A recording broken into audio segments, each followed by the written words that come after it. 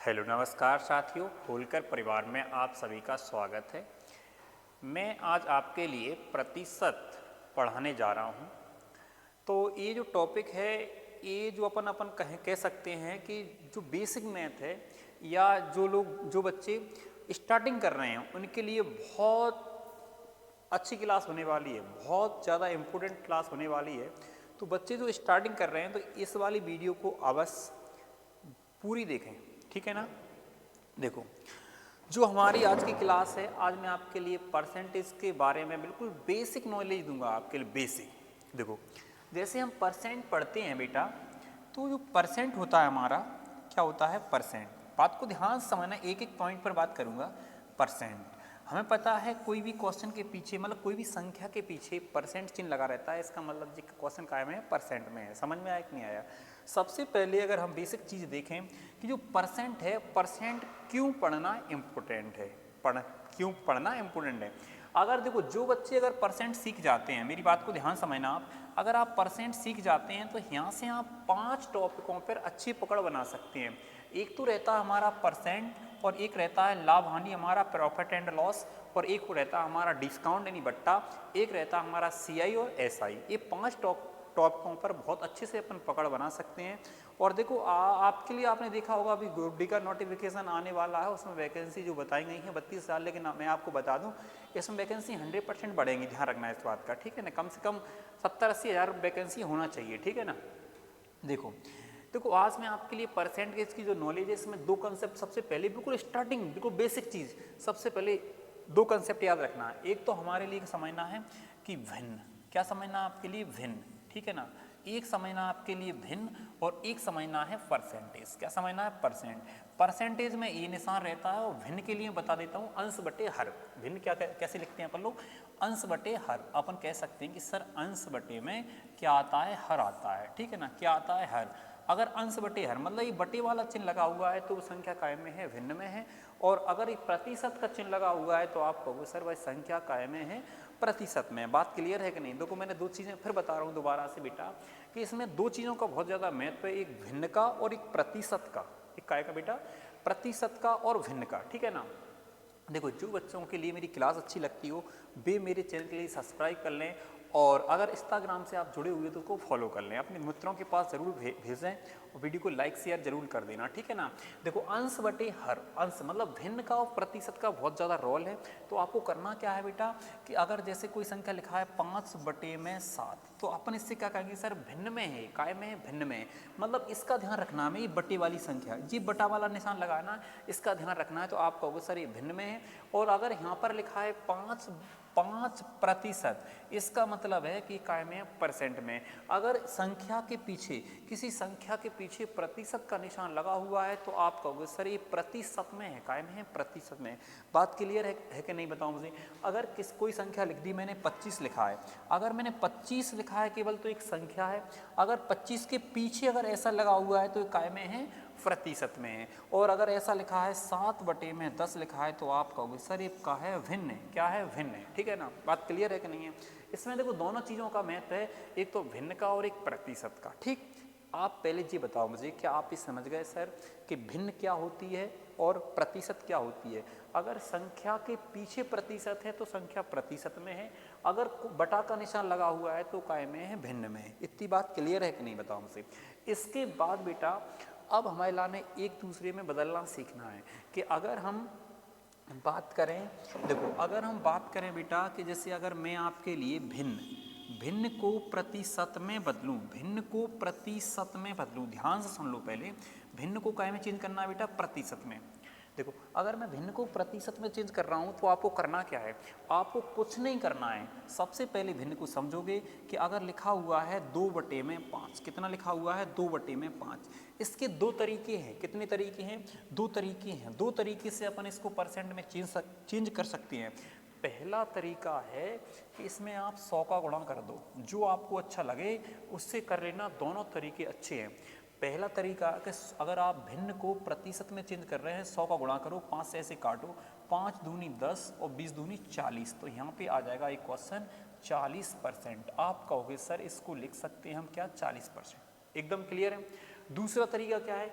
दूसरा तरीका ये है कि 2/5 लिखा है, बटे वाली संख्या को जो बटे में है, जो बटे में लिखा है, इसको आपको मानना है बेटा 100। क्या मानना है? 100 मानना है। देखो जो बटे में लिखा है इसको 100 मानना, इससे इसको काटेंगे तो आप कहोगे सर 1 की वैल्यू आएगी 20, ठीक। अब 2 की वैल्यू निकालेंगे तो आप कहोगे सर कितनी आएगी? 40। तो इसके पीछे परसेंट लगा देंगे, आप कहोगे सर ये परसेंट में चेंज हो गया है 40%। बात क्लियर है कि नहीं बताओ? और भी समझाऊंगा आपके लिए। देखो जैसे मैंने आपसे कहा कि ये लिखा हुआ है आपका कि 7/10 लिखा है। कितना लिखा है? 7/10। अब अभी काय में? भिन्न में है। अगर इसको प्रतिशत में बदलना है तो आप कहोगे सर 100 का गुणा कर दो, फिर आप 0 से 0 काट देंगे तो आप कहोगे 10 × 7 मतलब कितना आएगा? 70%। काय में आएगा? 70%, ठीक है ना। परसेंट में चेंज हो गया। अगर मैं दूसरे तरीके से इसी को सॉल्व करूं तो आप कहोगे 7/10 मतलब इसको कितना मानना है बेटा? 100 मानना है। कितना मानना है? 100 मानना है। आप 0 काटोगे तो यहाँ से 1 की वैल्यू आएगी बेटा 10, और 7 में गुणा करोगे तो कितना आ जाएगा आपका? 70% आएगा। कितना आएगा? 70%। बात क्लियर? दोनों तरीके अच्छे हैं, लेकिन बस बारीकी को चीज़ों को समझना है बारीकी से, ठीक है ना। देखो आगे और समझें। जैसे अगर मैंने यहाँ लिखा बेटा 9/12 कर दिया। कितना कर दिया? 9/12। अब 9/12 है तो गुणा में कितना करेंगे हम? 100 करेंगे पहले तरीके से। तो आप इसको काटोगे, 4 से काटेंगे, 4 × 12, और 4 से काटेंगे कितना आएगा? 25 आ जाएगा। और हम 3 से काटेंगे इसको, कितना आएगा? 3 आएगा। तो यहाँ 25 थी 75, मतलब कितना आएगा हमारा? 75% आएगा। कितना आएगा? 75%। बात क्लियर है कि नहीं?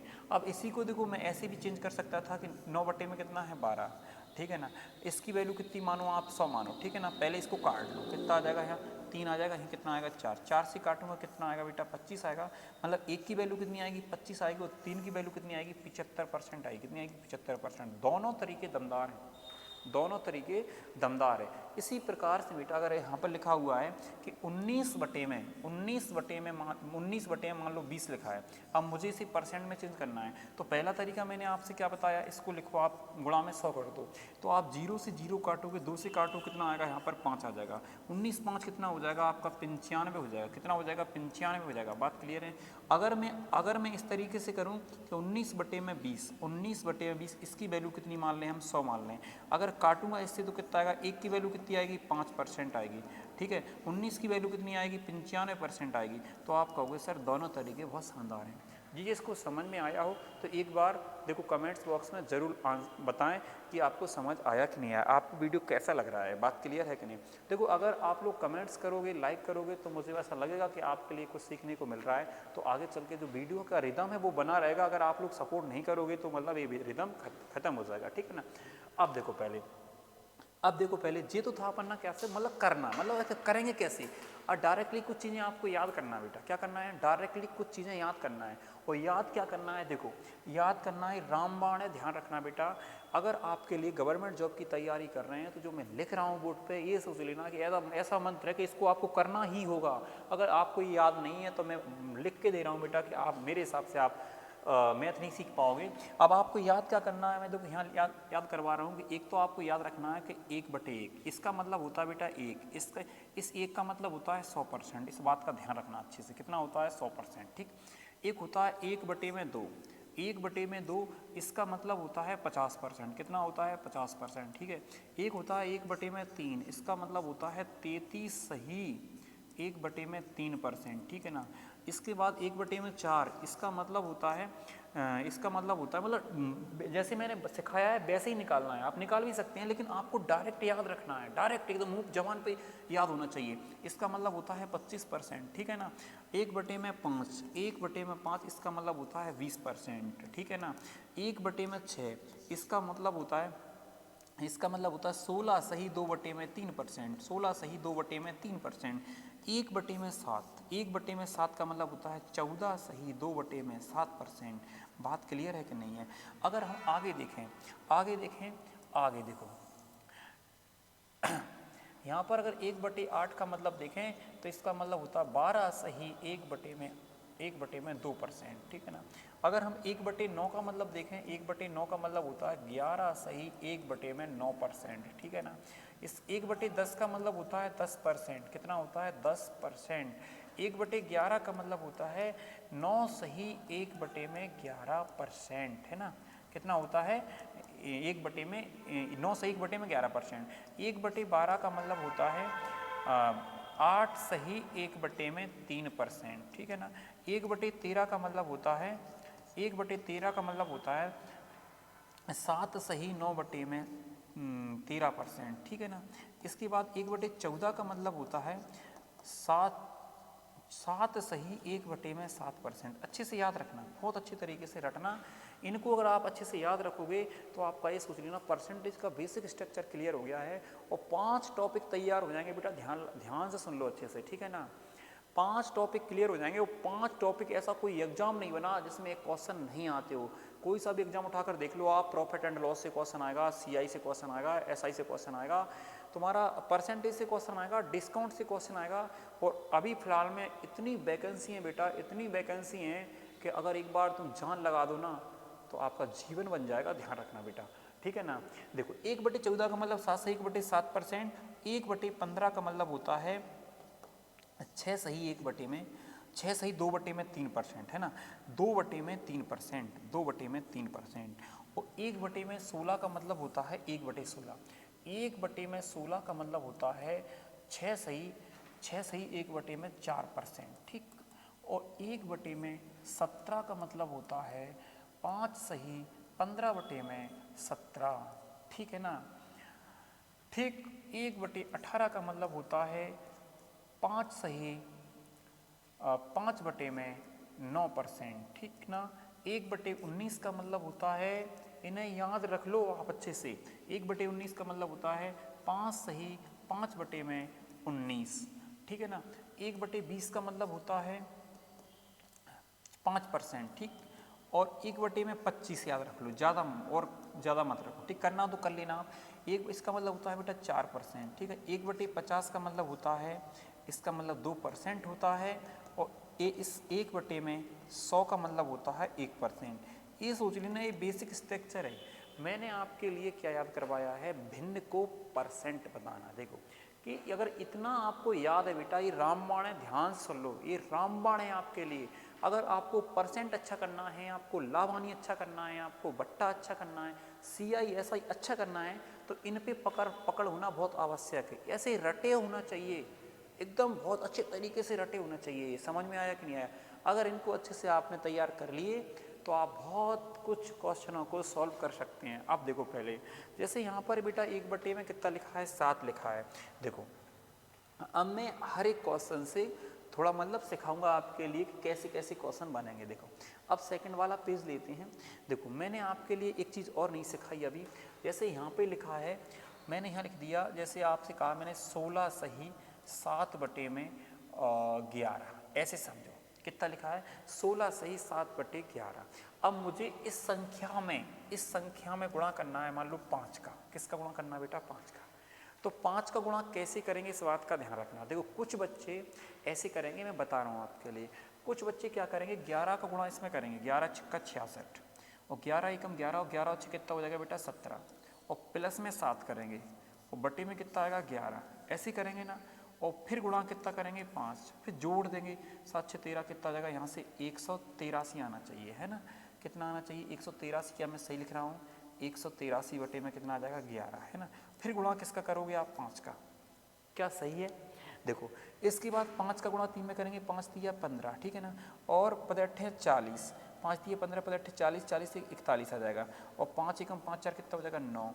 अब मैं किसका भाग लगाऊंगा, 11 का। तो आप कहोगे सर 11 8 88, और यहाँ से कितने बच रहे हैं, यहाँ से बच रहे हैं आपके 3, और 3 हो रहे 35, 11 3 33, यानी 2 बटे में कितना आ जाएगा बेटा 11। ऐसा मतलब यहाँ से ऐसा निकलेगा। मतलब देखो आप जी बताओ, मतलब इस क्वेश्चन को हल आप लोग इस तरीके से आंसर निकालोगे, इस तरीके से मेरे हिसाब से आप ऐसे करोगे। लेकिन बेटा आपको ये गलती नहीं करना है, ठीक है ना। देखो आपको मेरे से कुछ नया सीखने को मिले तो अवश्य देखो सपोर्ट करो, थोड़ा सा मेहनत करो मेरे साथ में। कमेंट्स बॉक्स में ज़रूर बताना कि सर आपकी वीडियो से कितना हमें प्रॉफिट हो रहा है, कितना हमें देखो इसके बाद सुनो, पहले आपको ऐसे नहीं करना है, आपको करना वास्तविकता में कैसे है। आप ये बिल्कुल मेथड घटिया है, घटिया मेथड मतलब ये चीज़ बहुत लेंदी कह सकता हूँ मैं, समझ में घटिया तो नहीं कहूँगा क्योंकि इससे हम मतलब विस्तार से कर रहे हैं, ये समझो मतलब ये चीज़ क्या है, लेंदी टाइप की है, ठीक है ना। ऐसा आपको नहीं करना है। आपको कैसा करना है, आपको इस 5 का गुणा इसमें करना है और 5 का गुणा इसमें करना है। तो ये 16 पाना कितना हो जाएगा 80, ठीक, कितना हो जाएगा 80, और 5 का गुणा आप साथ में करेंगे तो कितना आ जाएगा 35/11, कितना आ जाएगा 11। अब देखो 80 सही 35/11, अब 11 का भाग लगाओ, 11 3 33, 3 और निकल रहे, तो यहाँ आ जाएगा 83। तो आप कहोगे सर 2 शेष बचे, 2 में कितना आ जाएगा 11।